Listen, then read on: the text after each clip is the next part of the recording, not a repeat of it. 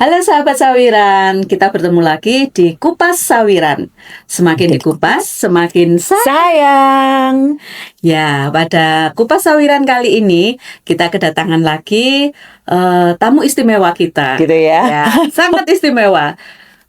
Beliau adalah Ketua Pengurus CU Sawiran. Monggo memperkenalkan, Bu. Oke, terima kasih. Enak kalau panggil Bu ya. Kita seusia ya. Iya. Jadi kita sama-sama panggil Mbak. Untung nggak Kak ya. Iya. Baik, salam sawiran untuk Ibu dan Bapak anggota KSP CU Sawiran, juga yang sedang menyimak channel YouTube CU Sawiran dan belum jadi anggota. Semoga setelah obrolan kita nih, Mbak Tati, Iya. langsung berbondong-bondong daftar, Sawiran. betul, menjadi anggota CU Iya. Sawiran. Nama saya perlu dikenalkan lagi nih. Harus dikenalkan Oh, karena harus. banyak yang belum kenal juga. Baik, nama saya Christine Yuliarti, saya tinggal di Malang dan saya tercatat menjadi anggota KSP CU Sawiran sepertinya mulai tahun 2009. Lama juga. Lama ya, setia dan makin mantap. Terima kasih atas kesetiaannya. Oke. Ya, Kupas Sawiran kali ini kita akan bahas tentang beberapa bulan terakhir ini kita sering ada gonjang-ganjing tentang koperasi yang tiba-tiba tutup. Betul. Koperasi yang tiba-tiba anggotanya nggak bisa dibayar lagi.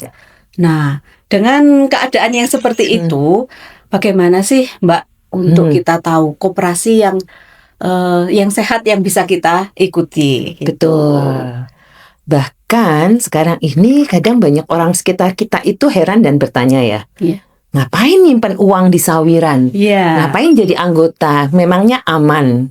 Nah, Ibu dan Bapak pemirsa sekalian ya, koperasi itu saat ini tetap bisa kita andalkan, kita percaya untuk mengelola keuangan kita. Nah, tetapi perlu diingat, menjadi bagian dari koperasi itu kan berarti menjadi anggota. Ya, Menjadi anggota berarti juga menjadi pemilik. milik. Nah, Oke. maka kita semua, Anda sekalian yang menjadi anggota dari sebuah koperasi, satu hal yang tidak boleh dilupakan, sama-sama mengawasi jalannya iya, koperasi. Oke. Begitu.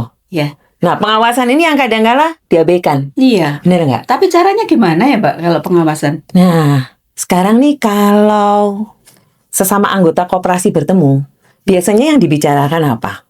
SHU yang SHU, besar, ya. benar kan? Benar. Wah, souvenirnya luar biasa, Ya. door prize-nya. Tapi coba yuk kita tanya, pernah memeriksa laporan keuangan nggak? Ternyata nggak tahu. Oh, emang harus ya diperiksa, iya. begitu kan? Terus bisa membaca nggak dinamika keuangan dari koperasi Ibu dan Bapak, dari koperasinya Mbak Tati? Ternyata banyak yang tidak pernah membaca Iya. laporan keuangan. Nah, itu Betul. Mbak Christine, itu mungkin pernah saya alami juga ya. Jadi memang koperasi itu memberikan laporan pertanggungjawaban setiap akhir tahun. Dan itu laporannya panjang dan Betul. banyak sekali. Nah, bagaimana dengan persoalan seperti ini? Anggota harus seperti apa, Mbak Christine? Kalau Ya. kita haruskah membaca satu buku itu penuh yang ya kadang kita budaya membacanya sih kurang ya, Mbak ya. Dengan istilah keuangan yang jelimet ya. Jelimet yang nggak tahu gitu. Gimana Betul. Mbak, persoalan itu? Saya sendiri ya waktu terpilih menjadi ketua pengurus, Iya. itu saya harus benar-benar belajar apa sih itu liabilitas, apa sih itu ekuitas. Ya. Nah, menyadari hal itu, maka puji Tuhan nih Mbak Tati dan Ibu Bapak, CU Sawiran menangkap kebingungan anggota.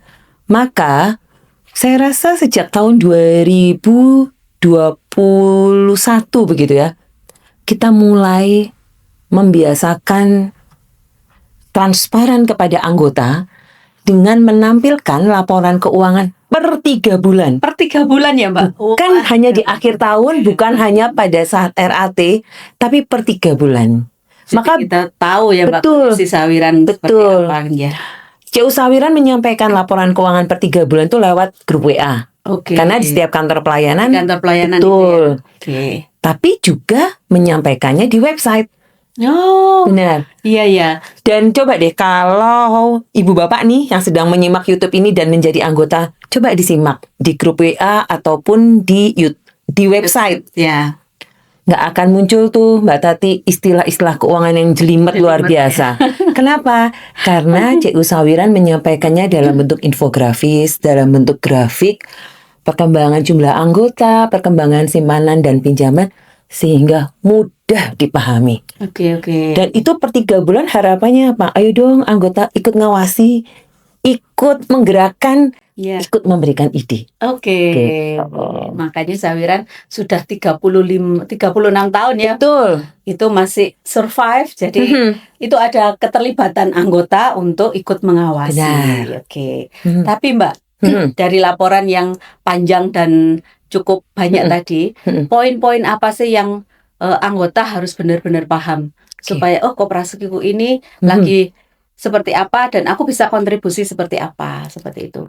Baik. Nah, kalau kita menyodorkan langsung laporan keuangan yang ada dalam buku RAT, jangankan anggota, kadang saya aja yang sebagai ketua pengurus sampai pusing ya. Ini angka semua angka. Nah, selain menampilkan laporan keuangan per 3 bulan, nah, bagian dari pendidikan nih Mbak Tati, bagian dari pendidikan anggota, menjelang rapat anggota tahunan, CU Sawiran mengadakan sesi pertemuan online lewat Zoom dengan tema mengupas laporan keuangan. Ya, asik kalau gitu, Kak. Benar. Jadi anggota Sawiran tidak perlu takut. Betul. Kalau nggak bisa baca sendiri, ikut aja di acara itu ya, Mbak ya. Benar. Setiap menjelang RAT ya, Mbak. Betul. Karena di situ simak ya, Bapak Ibu sahabat Sawiran. Ya. Jadi bergabunglah ketika ada undangan, kita ngobrol bareng gitu ya, ngobrol bareng secara daring lewat Zoom. Karena di situ anggota tuh bisa tanya, berapa sih pendapatan kita? Kenapa sih pendapatannya turun? Lalu kenapa SHU turun? Nah, di situ dijelaskan semua, Bu Tati. Termasuk ini maksudnya kewajiban jangka pendek, jangka panjang itu apa? Ya. Kalau itu dikupas di dalam rapat anggota tahunan, di mana CU Sawiran menggunakan sistem perwakilan, kan nggak semuanya paham nih ya. Nah, makanya kami memfasilitasinya lewat pertemuan secara daring. Nah, CU Sawiran, badan hukumnya simpan pinjam. Ya. Dan sifatnya adalah closed loop, tertutup. Maka yang harus diperhatikan benar-benar adalah 1, jumlah simpanan. Oke. Berimbang nggak dengan pinjaman? Oke. Kalau closed loop berarti berarti pendapatan kita hanya bisa diperoleh dari pinjaman. Nah, betul, hanya peroleh dari pinjaman. Maka kalau dalam grafik itu kelihatan tuh Mbak Tati. Simpanan dengan pinjaman berimbang nggak? Kalau simpanannya jauh lebih tinggi, lalu anggota mengeluhkan pendapatan yang kurang, SHU yang kurang, kembalinya kan harus ke anggota. Iya. Nah, jadi itu fungsinya apa? Benar. Gitu ya? Itu fungsinya kenapa kita semua di CU Sawiran tuh selalu mengadakan yang namanya pendidikan untuk memberikan pemahaman kepada anggota tentang kondisi keuangan. Jadi keberimbangan simpanan dan pinjaman.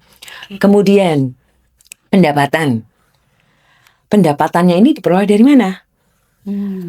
Kalau koperasi itu closed loop dan beroperasinya hanya disimpan pinjam, maka persentase terbesar dari pendapatan harusnya dari jasa pinjaman. Iya.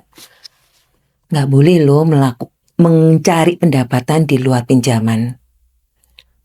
Bisa disemprit kita. Oh, gitu ya Mbak ya. Iya. Jadi kalau simpan pinjam ya harus pendapatannya dari pinjaman aja. Gitu. Benar. Kalau misalnya persentase terbesar pendapatan kita justru dari, mohon maaf loh ya, investasi, menempatkan dana di pihak ketiga, ya 11 kantornya Sawiran tutup aja kali ya. Cukup 5 orang sepertinya ya. Yang penting kita menempatkan terus dapat dana pasif, selesai. Nggak usah kita repot-repot melayani anggota gitu. Benar, nggak usah ada pendidikan, tidak usah ada sapa anggota. Ya, tapi justru karena CU Sawiran mencoba patuh pada aturan begitu ya, dan juga pada marwahnya kredit union, maka yang kita pertahankan adalah CU Sawiran ini harus dihidupi oleh partisipasi anggota, bukan oleh partisipasi pihak ketiga. Gitu. Baik. Ya. Betul. Ternyata banyak ya indikasi-indikasi untuk dari laporan keuangan itu kita bisa tahu koperasi itu sehat atau enggak. Ada indikator lain kah, Mbak, supaya kita tahu koperasi itu aman, koperasi itu sehat, seperti itu, Mbak? Ya, yang namanya anggota itu semua punya hak yang sama. Ya. Apalagi kalau kita mempelajari peraturan perkoperasian, maka sebagai anggota juga harus paham. Saya nggak hafal nomor undang-undang koperasi atau peraturan perkoperasian, tetapi tidak ada diskriminasi anggota. Jadi semua anggota punya hak yang sama. Pengenaan jasa pun juga semua sama ya, Mbak? Semua sama. Nggak ada anggota prioritas. Anggota prioritas, anggota luar biasa, anggota sisipan gitu. Nggak ada. Semua haknya sama ya, Mbak ya. Nah, hak yang sama artinya apa? Semua anggota punya hak untuk mendapatkan informasi setransparan mungkin terkait dengan keuangan. Oh, nggak bisa nih, ini laporan keuangan ini hanya untuk anggota. Misalnya tadi Mbak Tati bilang prioritas, anggota prioritas. Nggak bisa. Semua anggota berhak untuk mendapatkan laporan keuangan secara transparan dan berhak juga diberikan penjelasan sejelas-jelasnya agar sungguh paham terkait dengan kondisi lembaga lalu bisnisnya, simpan pinjamnya berjalan atau tidak. Jadi anggota punya hak. Maka kalau ibu bapak pemirsa YouTube nih ingin jadi anggota, maka pahami dulu hak dan kewajibannya. Nah, lalu yang kedua, koperasi apalagi simpan pinjam seperti CU Sawiran pada nominal tertentu asetnya ya wajib dan tidak bisa ditawar, harus diaudit oleh kantor akuntan publik. Ya, ini ada yang bilang nih jangan-jangan kantor ada unsur pengawas, Mbak, yang di dalam kepengurusan itu. Benar. Justru dengan kita menggunakan jasa auditor eksternal ini untuk menjaga objektivitas. Oh, baik. Meskipun ada sih yang mengatakan gini, satu, wah kalau dengan KAP kan biayanya mahal. Mahal ya. Tetapi kita kan mengedepankan rasa aman terhadap uangnya anggota, benar kan? Harusnya anggota justru mendukung, harus ada audit gitu ya, Mbak. Benar. Yang kedua, nah jangan-jangan auditornya dapat bisikan nih dari pengurus untuk menampilkan apa adanya. Maka anggota juga wajib mencari informasi. Nih KAP-nya KAP yang seperti apa? Laporannya setransparan apa? Begitu. Karena dalam rapat anggota tahunan, CU Sawiran selalu memberikan waktu kepada auditor eksternal itu bukan hanya sekedar menyampaikan opini wajar tanpa pengecualian, enggak. Tapi bahkan memberikan poin-poin yang harus diwaspadai, harus disikapi dengan sangat hati-hati oleh CU Sawiran. Dan ini penting sekali. Begitu. Nah, maka indikator seperti ini wajib diketahui oleh anggota dan diawasi sama-sama oleh anggota. Nah, ada yang kadang komentarkan ya Mbak Tati ya, wih simpanannya CU Sawiran jasanya kok lebih rendah daripada yang lain, gitu kan? Nah, dibandingkan gitu ya Mbak ya? Dibanding-bandingkan. Gini, kita kan menentukan jasa simpanan nggak bisa sembarangan ya. Iya, benar. Asal tinggi, asal ibu bapak nanti tertarik untuk menyimpan, nah itu sudah tidak bisa. Bagaimanapun kita terhubung dengan suku bunga dari Bank Indonesia sebagai sentral dari bisnis keuangan. Nah, sekarang kalau suku bunga di Bank Indonesia aja katakanlah 3%. Terus CU Sawiran menetapkan jasa simpanan 11%. Saya tanya loh ke Mbak Tati sebagai manajemen, nyari di mana ya untuk membayar jasa simpanan itu, gitu kan? Jangan-jangan pakai ilmu gimmick itu, Mbak. Oh, iya, pakai simsalabim. Betul. Gitu ya. Jadi bahkan kemarin pada saat mulai dilakukan lagi pengawasan dan pemeriksaan dari Kementerian Koperasi untuk pernyataan koperasi tertutup atau terbuka, itu peraturan perkoperasian yang terbaru itu menyebutkan batas atas jasa simpanan. Oke. Betul. Itu hanya sebagai batas atas ya. Atasnya. Tetapi kan kita tetap harus menyesuaikan dengan suku bunga bank pada umumnya. Iya, benar. Apalagi sebagai koperasi closed loop yang tidak mungkin itu tadi mengambil pendapatan dari Dari- bisnis lainnya. Oke. Begitu. Iya. Nah, Sobat Sawiran, panjang sekali penjelasan dan cukup jelas penjelasan dari Mbak Christine. Mhm. Jadi untuk sahabat Sawiran ataupun yang belum jadi anggota Sawiran, hati-hati memilih lembaga keuangan. Betul. Jangan hanya tergiur, oh bunganya di sana tinggi, Ya, tapi tidak masuk akal juga ya. benar. Hari gini kasih bunga sekian, Ya. wah dari mana itu pendapatannya Betul. gitu ya. Jangan-jangan nggak sehat nih koperasinya atau lembaga keuangan. Ya, apalagi ini Mbak Tati. Ya. Mari kita hitung bersama ketika misalnya kita mendapatkan SHU, Iya. begitu ya. Bagaimanapun pasti ya, yang namanya dunia keuangan ada naik turunnya. Mm-mm. Nah, ketika posisi turun, anggota harus paham kok bisa ya, begitu kan? Apa ya? Gitu. Betul, Mm-mm. karena kadang-kala nih ada ketakutan loh. Ada ketakutan. Saya dulu juga takut loh Mbak Tati. Iya. Sebagai ketua pengurus baru ada ketakutan. Waduh, ini SHU turun. Bahkan harus menyatakan di depan anggota Iya. SHU minus. Di RAT itu ya. Betul, dan di RAT. Nah, tetapi ya sekali lagi puji syukur bahwa melalui pendidikan dengan kita memberikan pemahaman kepada anggota, yuk belajar sistem keuangan di CU Sawiran seperti apa, Hmm.